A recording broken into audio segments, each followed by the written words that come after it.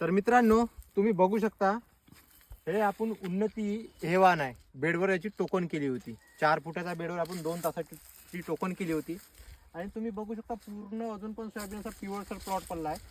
तर याच्या तुम्ही 1 दिवसाआधी आपण व्हिडिओ काढला असता तर पिवळसर नाही, थोडा हिरवट आणि पिवळा म्हणजे प्लॉट होता का. तुम्ही बघू शकता पानावर आपण ग्रामोझोनची आज नुकतीच फवारणी केली आणि आता पान वाळत आहे.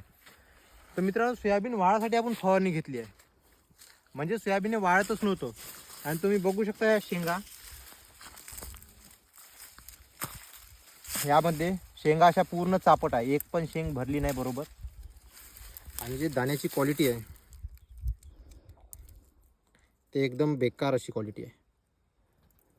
आणि सोयाबीन आता हे म्हणजे कापून फेकण्यासाठी काहीतरी आपण याच्यावर ग्रामोझोन मारून त्याला काढणार आहोत.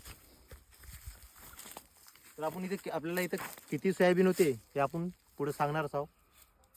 तर अशी क्वालिटी आहे मित्रांनो सोयाबीनची यावर्षी, म्हणजे परिस्थिती म्हणता येईल.